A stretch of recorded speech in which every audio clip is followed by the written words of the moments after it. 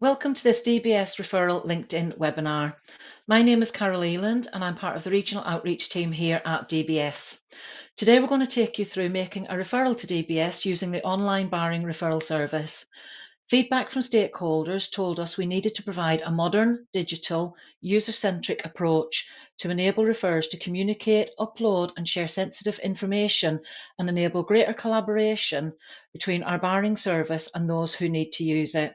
Hopefully, as we go through today's webinar, you will see you said, we did.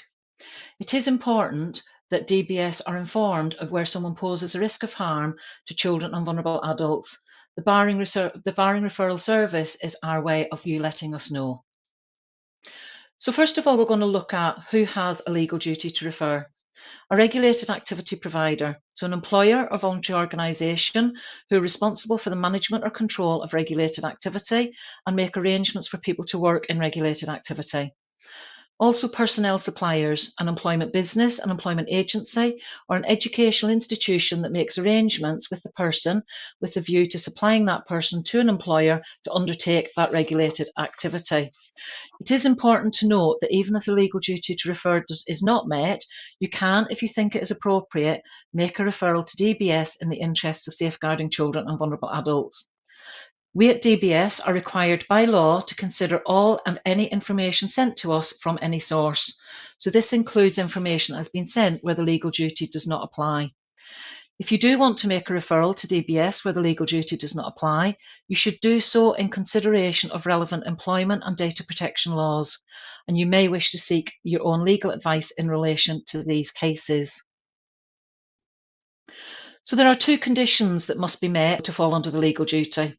So condition 1 is you withdraw permission to engage in regulated activity, or you would have taken this action apart from the fact that the individual has been dismissed, redeployed, retired, made redundant, or resigned.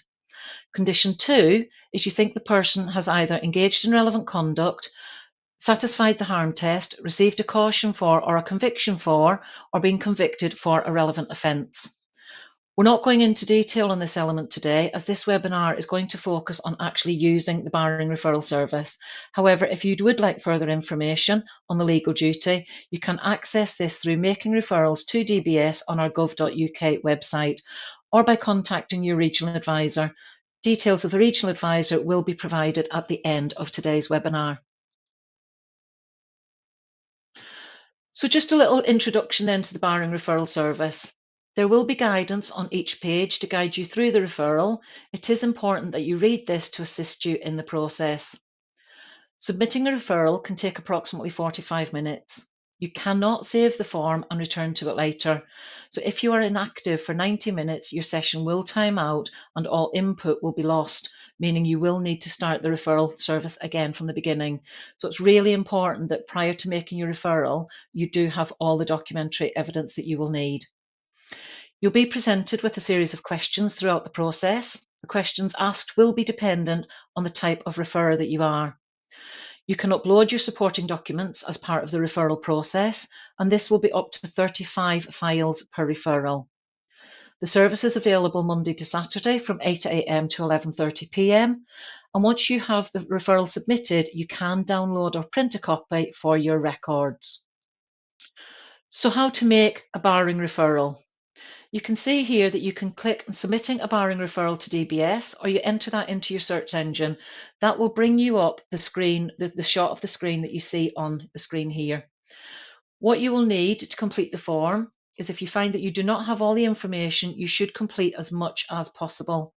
So we will need your contact details, including email address and phone number, details of the person being referred, including their name, address, date of birth, and national insurance number, contact details for any other agencies involved investigating the relevant conduct, details of the risk of harm suffered, and documents in support of your referral, so example, statements, reports, meetings of minutes, and any other evidence. You are allowed to provide the information that we've mentioned and requested under UK General Data Protection Regulation, UK GDPR, and the Data Protection Act, DPA. You should redact documentation in line with your organisation's policy. However, please note that where necessary, DBS will redact private and personal data before sharing any information. So further information can be found on our privacy policy, again on our gov.uk website, by typing in Barring Referral Service. If you cannot use the Barring Referral Service, you can find out about other options on gov.uk Barring Referral Service, or contact customer services on 03000 200 190. If you replace that 190 with 191, you can access this in Welsh language. So completing the referral form. You'll be posed with 3 questions, and the first one here is, what type of referrer are you? The type of referrer that you select here is important. Once you have selected the type of referrer, you will not be able to change it. Okay, you will see here that the questions asked are part of that referral as you move forward. Section completed here is often completed incorrectly, so this is an important first step to be mindful of. If you are unsure, please do contact your regional advisor. You will see that each option has an explanation provided with it. So for example, be mindful if you are a local authority, you only select the local authority if the person being referred is not your employee. If they are your employee, the correct option to select would be regulated activity provider. As I say, this cannot be changed once you have selected it, because the option selected creates the additional questions to enable the correct step-by-step pathway for the referral process completion. And this ensures that the appropriate information is received by DBS to support the barring decision process. Once you have selected the type of referrer you are, you will then see the box that you see on the screenshot here, and this will take you then through the step-by-step process. If you're referring more than one individual for the same incident, you will have the opportunity to link the referrals in the additional information section. But what we'll do first is we'll take you through each of these boxes. So the first one is your details. In this section, you input the details of the referrer. You will also have the option here to add in an additional contact from your organisation. You do not have to provide this, but we strongly advise that you do where possible, because this will enable DBS to contact them should we not be able to contact yourselves. The next section you will come across is the referred person's details. Here you will follow through a series of questions which will include name, date of birth, national insurance number, nationality, etc. There is an option to choose if any of the information is not known. The next one that we take you to is the referred person's employment details. So this will include job title, working with children, adults, any professional registration, dates of employment, etc. The next box that you see here is the reason for referral. I'm going to move over that one initially because we will look at that in a little bit more detail in the next slide. Moving on to harmed persons details, this will give you 4 options. As previously, once selected, this box cannot be changed. It does define the questions then asked relating to either individuals or a group. In the last question of this section, you will have the opportunity to add the details of another person harmed if there was more than one person harmed. When it comes to the additional information, each question under this section is a yes or no answer. One of the questions that you will be asked here is, are you going to refer or have you referred anyone else that was involved in the same incident? Again, this will be a yes or no answer.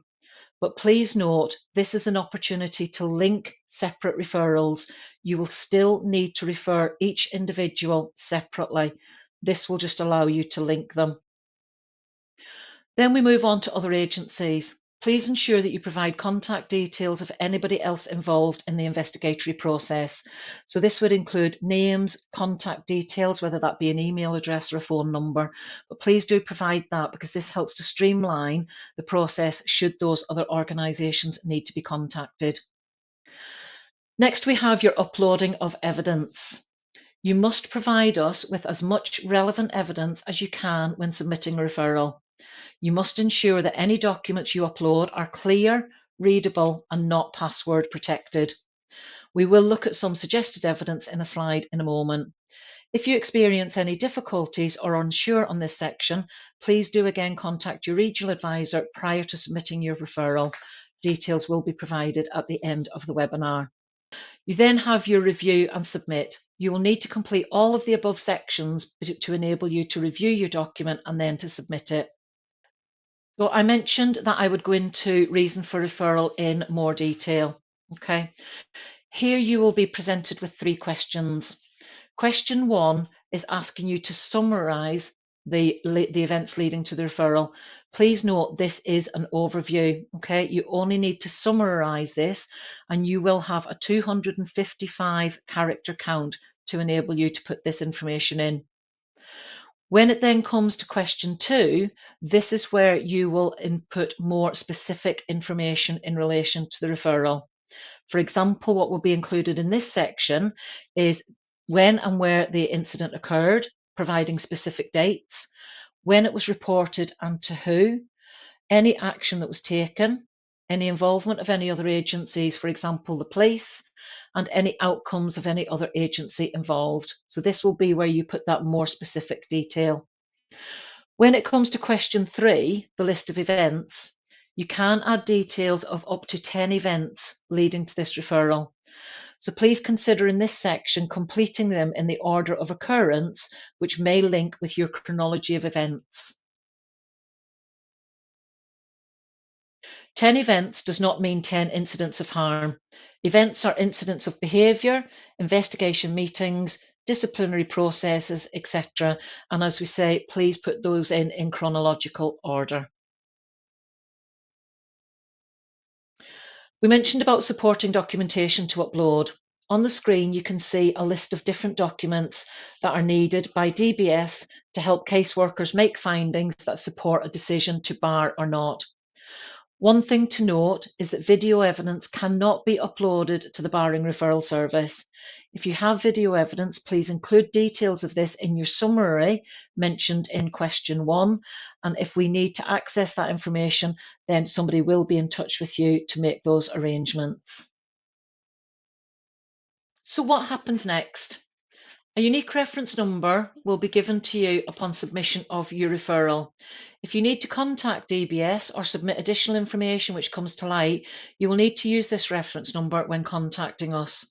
In addition, if you are doing some linked referrals, which I previously mentioned, then you can use the reference number to link those referrals in each of your referrals. So you'd put that linked number into each separate referral. If you don't receive an automated reference number, which can happen in a very small percentage of cases, you will receive a message of what happens next. And this will be that you will receive an email from DBS providing you with that unique reference number. We often get asked, will I be informed of the outcome of the referral? You can only be informed of the outcome of a referral if you can prove a legitimate interest in the person that you have referred. So, for example, if you no longer employ the referred person or let them engage in regulated activity, then you may not be able to show a legitimate interest and will not be advised of the outcome. Some system user feedback that we have received, and these are comments that we have received in. Really easy process, much better than the paper form. The online tool is so much better than the old forms. Very clear and straightforward. I was pleasantly surprised. It's improved massively. The process is so much easier than previously. This was the first time I had used the service, and the majority of it was very easy to navigate and straightforward to use. It's improved massively. The process is so much easier than previously. So very positive comments for those who have actually used the Barring Referral Service. We mentioned that you would be given the details of how to contact your regional advisor. So you can see here there are email addresses for each of us. We have a regional advisor across England, Wales and Northern Ireland. You can also access information on the regional outreach team by Googling or putting into your search engine DBS Regional Outreach, and that will give you more information about the work that we do and also the contact details for each of the advisors. So in conclusion, be prepared with the necessary information prior to making the referral. If you're unsure, reach out to your regional advisor for support and guidance. The quality of the information received plays an important part in the decision-making process. Missing information could cause delays in that decision-making process. And remember, if you don't make the referral to DBS, who will? How will DBS know that there is someone who poses a risk of harm to children and vulnerable adults? The person may go on to cause further harm, and DBS will only bar somebody if it is the appropriate and proportionate thing to do. So thank you for listening to this DBS webinar today. We hope that you found it useful, and should you require any further support, advice or guidance, then please do get in touch. Thank you.